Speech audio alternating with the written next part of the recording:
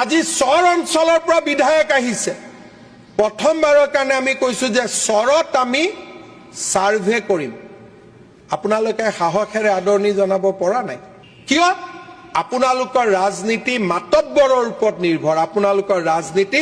দুখীয়া সুখিত মানুহৰ ওপৰত নিৰ্ভৰশীল নহয়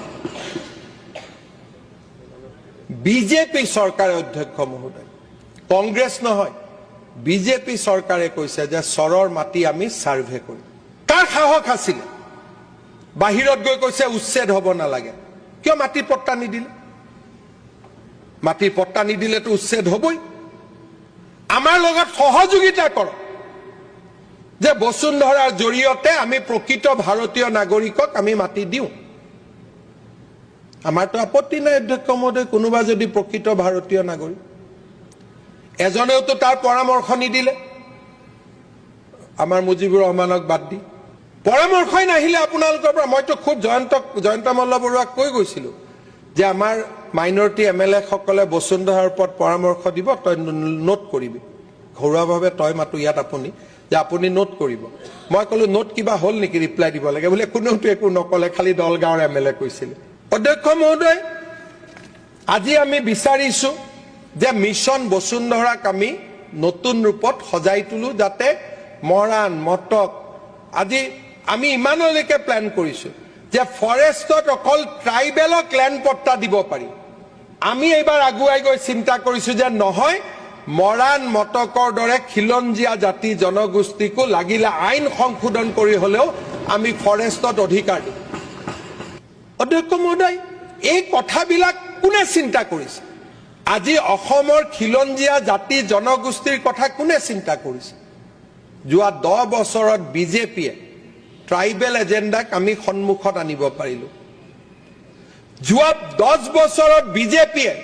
জনজাতীয় কল্যাণৰ বিষয়বস্তুটোক বিধানসভাৰ কেন্দ্ৰ বিন্দুলৈকে লৈ আহিলে আগতো কোনেও কল্পনা কৰা নাছিল অধ্যক্ষ মহোদয় আজি অধ্যক্ষ মহোদয় আমি সকলোৱে কওঁ যে অসমৰ লৰাক উদ্যোগী কৰিব লাগে মাননীয় অধ্যক্ষ মহোদয় এইটো শ্লোগান আছিল উদ্যোগী কৰিব লাগে কিন্তু উদ্যোগটো এনেই নহয় তাৰ কাৰণেতো টকা দিব লাগিব আজি আমি কৈছিলো যে আমি বিধানসভা ইলেকশ্যনৰ সময়ত কৈছিলো যে 10 লাখ লৰা ছোৱালীক আমি 2 লাখ কৈ টকা দিম যাতে তেওঁলোক স্বাৱলম্বী হ'ব পাৰে তাৰ কাৰণে এটা ডিটেইল ৰোড মেপ আছে কেনেকে ট্ৰেইনিং হয় কেনেকে স্কিম হয় কেনেকে আঁচনি আহে আৰু তাৰ পিছত তেওঁলোকক আমি প্ৰধানমন্ত্ৰী মুদ্ৰা আঁচনিৰ সৈতে সহযোগিতা কৰিম কোনো এজনেওতো আদৰণি নজনালে অধ্যক্ষ মহোদয় আজি এজন বিধায়কে কৈছে মোৰ সমষ্টিত সিএম উদ্যমিতা দিব লাগে আৰু তাৰ আগতে ইলেকশ্যনৰ সময়ত কি কৈছিল যে ভোট কিনিবৰ কাৰণে সেলফ হেল্প গ্ৰুপক টকা দি আছে অধ্যক্ষ মহোদয় আপোনালোকে বেয়া পাবৰ কাৰণে আপোনালোকৰ সমষ্টিত দিয়া নাই ভোট কিনা কামটো আপোনালোকৰ সমষ্টিত কিয় কৰো আজি কৈছে লাগে বুলি তাৰ মানে মই ভাল পাইছো যে আজি কংগ্ৰেছ দলৰ বিধায়ক এজনে শেষত হলেও মানি ললে যে মহিলা উদ্যমিতা এটা ভাল আঁচনি আছিল আজি স্বীকাৰ কৰিবলৈ বাধ্য হল ইমান দিনে তেওঁলোকৰ নেতাজনে কিন্তু বাহিৰে ভিতৰে কি কৈ আছিল প্ৰথম কলে এই ক'ত দিব টকা পিছত টকা দিওঁতে কলে নহয় এইবোৰ ভোট কিনাৰ কাৰণে আজি কলে যে মহিলা উদ্যমিতা এটা ভাল আঁচনি মোৰ সমষ্টিটো দিব লাগে নিশ্চিতভাৱে এই মাহতে দিয়া হ'ব যে স্বীকাৰ কৰিলে অধ্যক্ষ মহোদয় আমি আল্টিমেটলি স্বীকাৰ কৰিবলৈ বাধ্য হল অধ্যক্ষ মহোদয় লাখপতি বাইদেউ আজি আমি কি কৈছো কোনো আলোচনাই নকৰিলে মই গোটেই আলোচনা পঢ়িলো সেলফ হেল্প গ্ৰুপৰ মহিলা যদি ব্যক্তিগতভাৱে তেওঁলোকে লোন লয় আমি স্টাম্প পেপাৰৰ 1 টকাও ফিজ তেওঁলোকৰ পৰা নলওঁ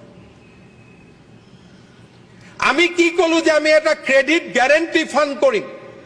যাতে গ্ৰুপ হিচাপেও টকা ল'ব পাৰে ব্যক্তিগত হিচাপেও টকা ল'ব পাৰে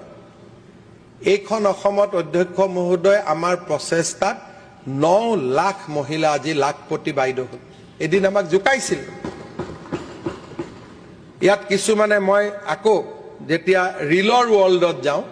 কিছুমানে আমাৰ লাখপতি বাইদেউ সকলক জুকাই পেলাই গান লিখে বিভিন্ন ধৰণে অপমান কৰাৰ চেষ্টা কৰে অধ্যক্ষ মহোদয় 9 লাখ অসমীয়া মহিলা যি লাখপতি আমি 10,000 টকা কৈ দিলো আৰু মই নিশ্চিতভাৱে মই ভাবো ভগৱানে মোক শক্তি দিব যাতে 25,000 টো দিব পাৰো